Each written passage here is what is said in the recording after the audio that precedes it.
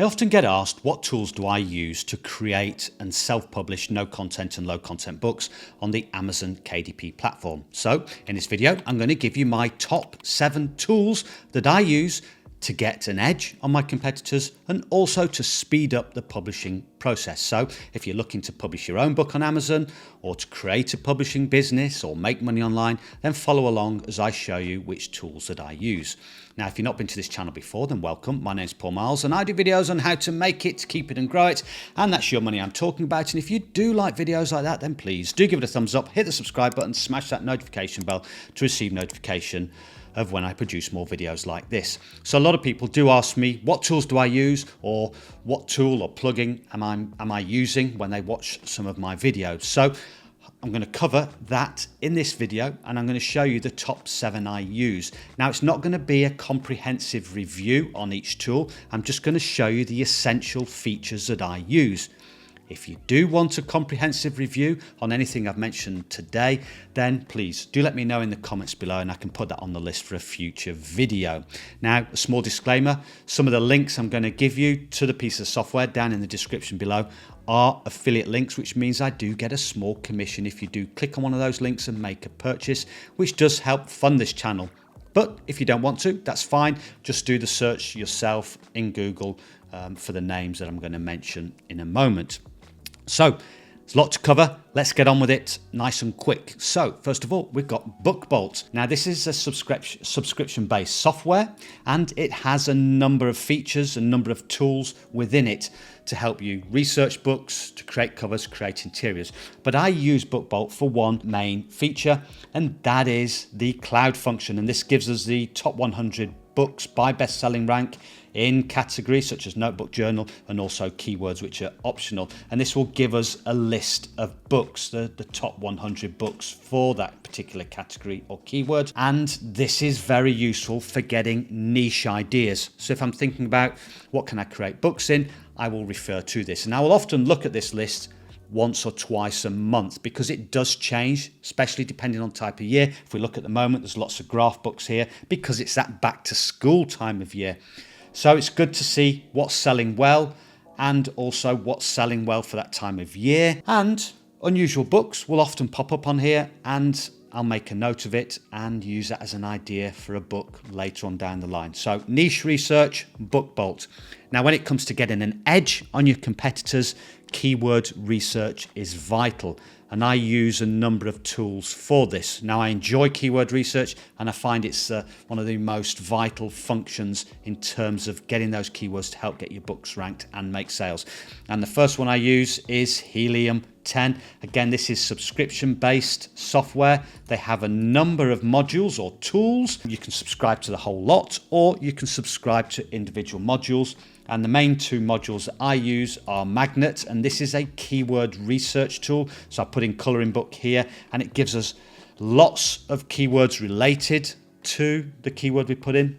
And it also gives us some useful information like the search volume on Amazon for a particular keyword and the number of competing products, and also the number of books that are actually running ads for a particular keyword. And as I mentioned, it tells us the number of Amazon searches. However, Amazon doesn't actually give that number out, so different pieces of software will use their own algorithm to approximate that number. But if you're comparing that number in the same piece of software to other keywords, then it gives you an idea of how popular, how much that keyword is being searched for. And ideally, you want keywords that have been searched for a lot with low competition, so you can get all this information here. The other module I use is Cerebro, called a reverse ASIN lookup tool. And what you do is take the ASIN number of a book, put it in, click on get keywords, and it will give you all the keywords that that book is ranking for, what position it's ranking for on Amazon.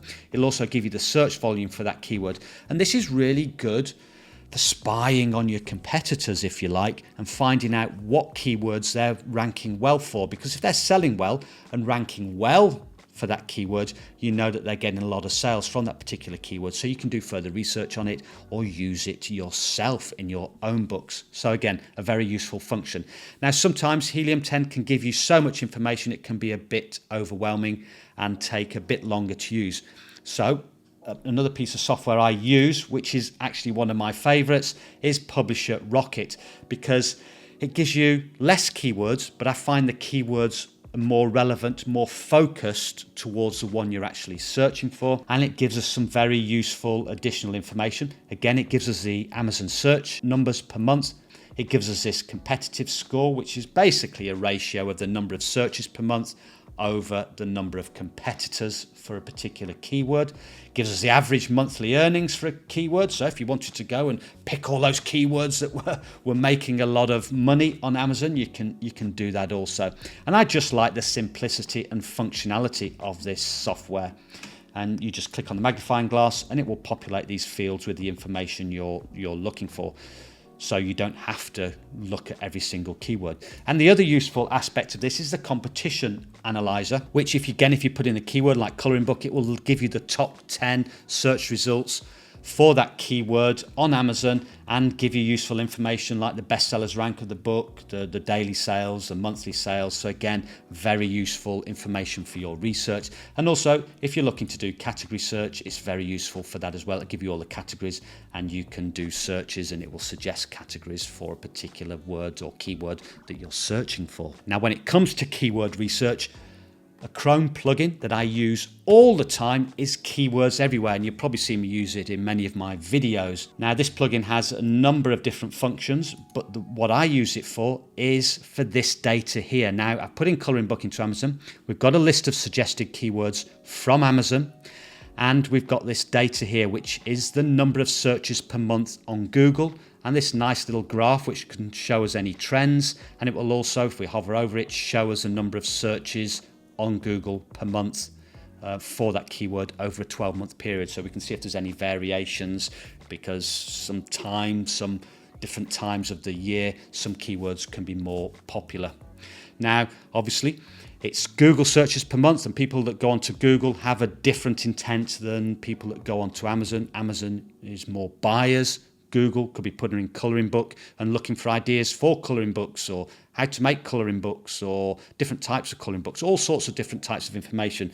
But if I'm doing keyword research and I have a few keywords that I'm trying to decide on what to use, if they do have a lot of Google searches, I'll use that information as something that will sway me towards a particular keyword. So again, really useful. I use it all the time, and it can be used not just in Amazon, because if we go to Google, put in a keyword like coloring book, it'll give us all this additional data here, like trend data, which is the search volume. Again, we've got that in a little graph when we do our search, but this is in a bit more detail. And it will also give us additional related keywords, what people are searching for, trending keywords and long tail keywords. So it really does give a lot of information. Now, when I did that search on Amazon, you'll notice on the right-hand side, there's all these additional keywords, and that comes from a free plugin, and that is AMZ Suggestion Expander, again, which is a free plugin, and it will give you all these additional keywords which people are searching for on Amazon. So I'll usually make a note of these and write them down in a big spreadsheet when I'm doing my keyword research.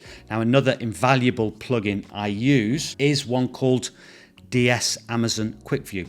Now, normally when you're looking through listings on Amazon, you'll see the books, but in order to find out who they're published by, when they're published, what the bestsellers rank is, you have to click on each book, scroll down, look at that information. What DS Amazon Quickview does is gives us that here on the search page, tells us the ASIN number, gives us the bestsellers rank, and if we hover over a book, it will tell us who the publisher is. So it will tell us if it's independently published, which is the KDP platform, gives us a number of pages, when it was published, and also the categories that it's also published in. All useful information if you're creating your own books. Again, that's free and something I use all the time, and I often get asked about in the comments in my videos. Now, the seventh and last tool that I use, and I use on a regular basis, in fact, I created my best-selling book with this web-based software, and that is Tangent Templates.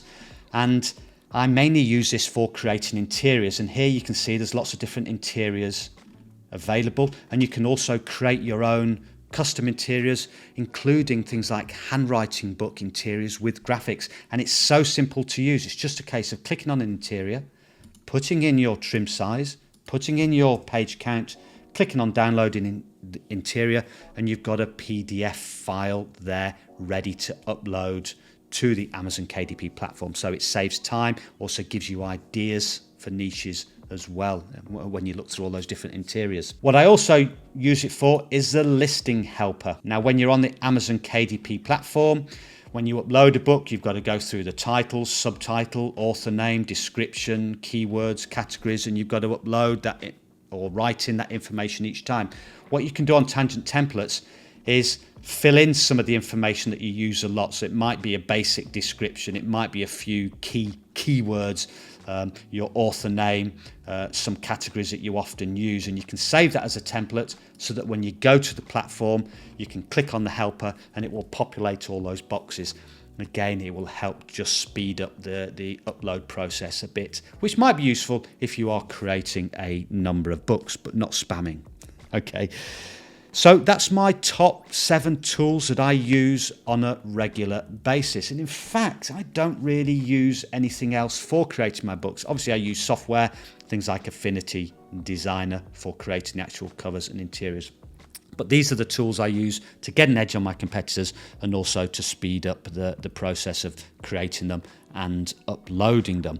Now, if you are new to publishing books on Amazon, then watch this video next where I walk you step by step from creating a book to uploading it onto the Amazon KDP platform and becoming a publisher. Now, thank you very much for your time. It's very much appreciated. Don't forget to hit the subscribe button, and until next time, goodbye.